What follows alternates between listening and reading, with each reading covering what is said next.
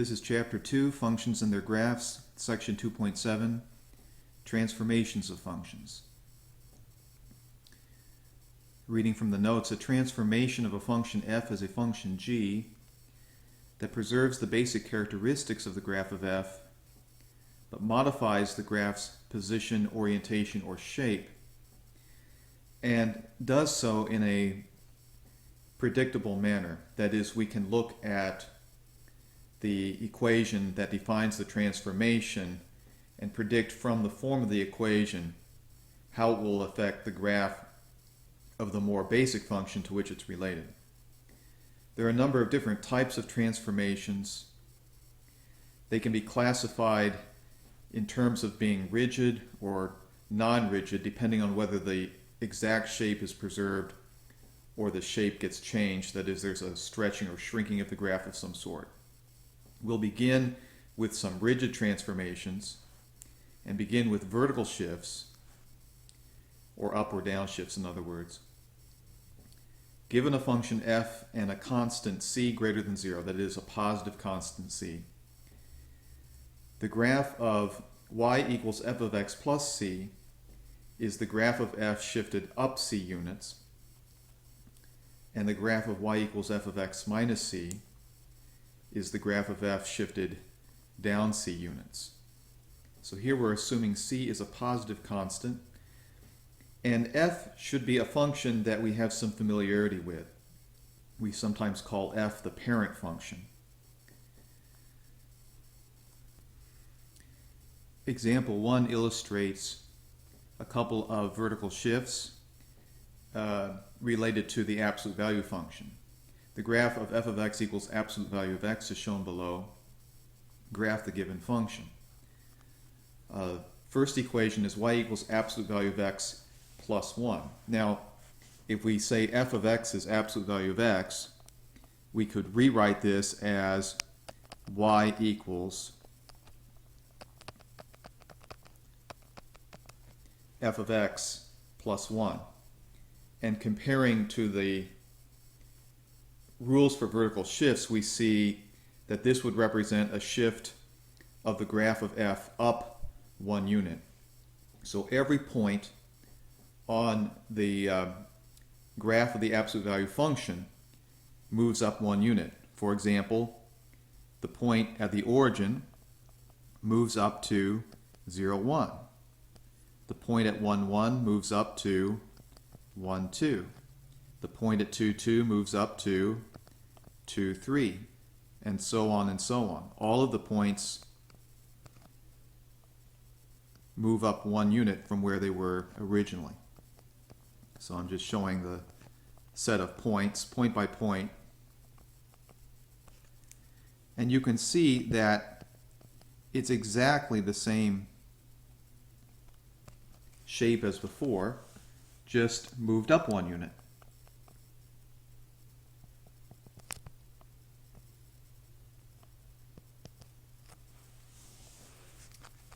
So that's an upward shift. So it still looks like the absolute value function. Let's look at b. Y equals absolute value of x minus 3. Well, this could also be written y equals f of x minus 3. This would correspond to a shift down 3 units. So for example, the point at the origin would move down to 0, negative 3. The point, say, at 2, 2. Excuse me. The point at 2, 2 would move down to 2, negative 1. The point at 4, 4 would move down to 3 units down to 4, 1, and so on. So we'd see something like this. And then we see the same thing on the other side. So let me just try to sketch that in quickly here.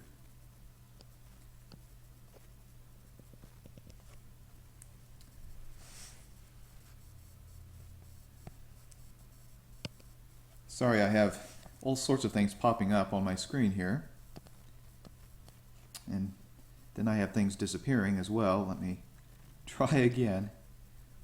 This is one of the problems with having a tablet, is anything you touch can open or change what you're trying to do. Alright, so anyway, finally I got it to work. And you can see, it again, it looks just like the original graph, but just shifted down. So those are vertical shifts.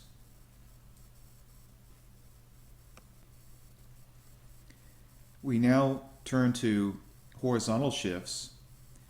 Given a function f and a positive constant c, the graph of y equals f of x minus c is the graph of f shifted right c units.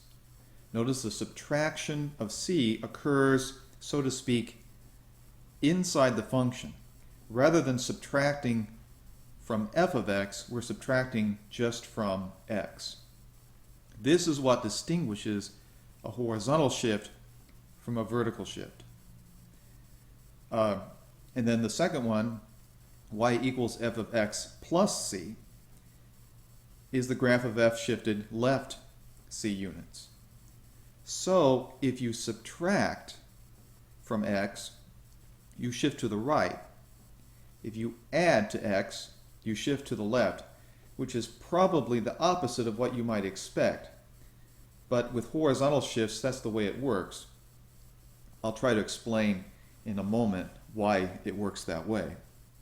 Let's look again at our friend, the absolute value function. This is our parent function. Graph the given function, y equals absolute value of x minus 2. Well, this could be expressed as, and let me start over here. This could be expressed as y equals f of x minus 2. So we're subtracting 2 from x. This should, according to our first rule shown above, shift the graph to the right 2 units. So every point should move 2 units to the right. For example, the point at the origin would now be at the point 2, 0. The point at 1, 1 would now be at the point 3, 1, and so on. So what we would see is something like this. And then if I can try to make this look right, something like this. So it's still, again, a V-shaped graph, but every point shifted to the right 2 units. Now, why does it shift to the right? Because if you want to get the same y value that you obtained with the simple absolute value function, if you're first subtracting 2 from x before you compute the function value, that means that you have to make x larger to get the same y value that you obtained with the simple absolute value function. For example, for the absolute value function, when x is 0, y is 0. If you compare that to absolute value of x minus 2, you have to use x equal to 2 to get y equal to 0. That explains why the point that was originally at the origin now would be situated at the point 2, 0. So actually you have to make the x's bigger to get the same y values. Hence, the graph shifts to the right towards larger values of x. In a similar fashion, if you add something to x, then you have to make x smaller, and the graph shifts to the left towards smaller values of x. That's what's going to happen in our second example. Absolute value of x plus 1 would be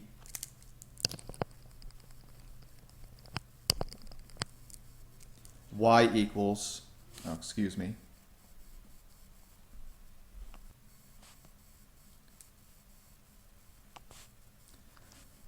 all right, I'm trying again. My computer is not cooperating with me very well today. The second example, we'd have y equals f of x plus 1. this would be a shift to the left 1 unit. So what we would see here, we'd have a point at -1, 0, and then all of the other points would shift left as well 1 unit. And again, we'd see a V-shaped graph. Now we'd see it shifted a little bit to the left from where it was originally.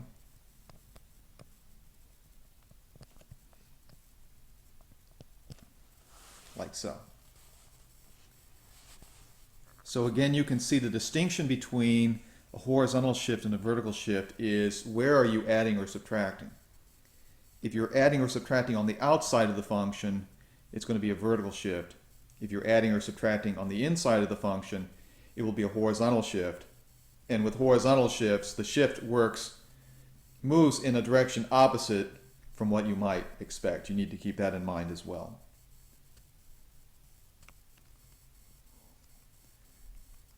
Let's look at a few examples involving functions other than absolute value. Example 3 says draw a rough sketch of the given function. That means we're not going to plot very many points.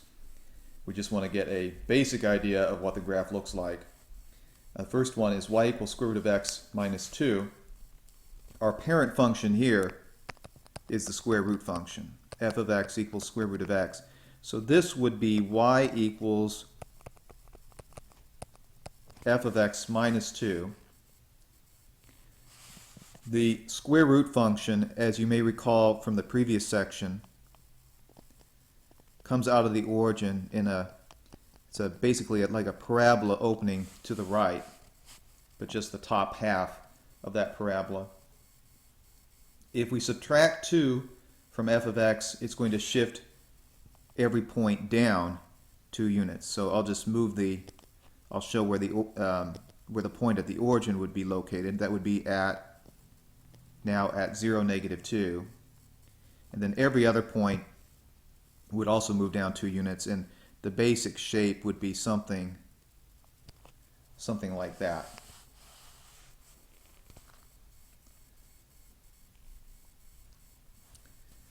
Next example is also square root function, but notice here we are adding or subtracting on the inside. This would be adding 2 to x within the function, f of x plus 2.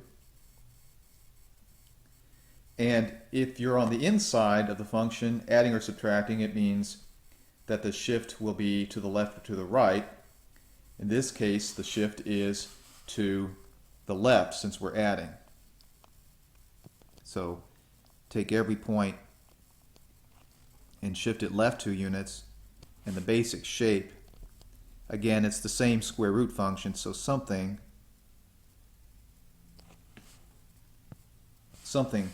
resembling that. I would just point out that to determine the domain of our function y equals square root of x plus 2, we would want x plus 2 to be greater than or equal to 0 to avoid negative numbers under the square root. If we solve for x, we get x is greater than or equal to -2. And you can see indeed that is the case for this function. When we look at the graph, we see that x must be greater than or equal to -2. Have just a moment here. Well, I was going to say this first one I drew is not very good, so I'll just redraw it here. See if I can do a better job. So it's starting from here. And it's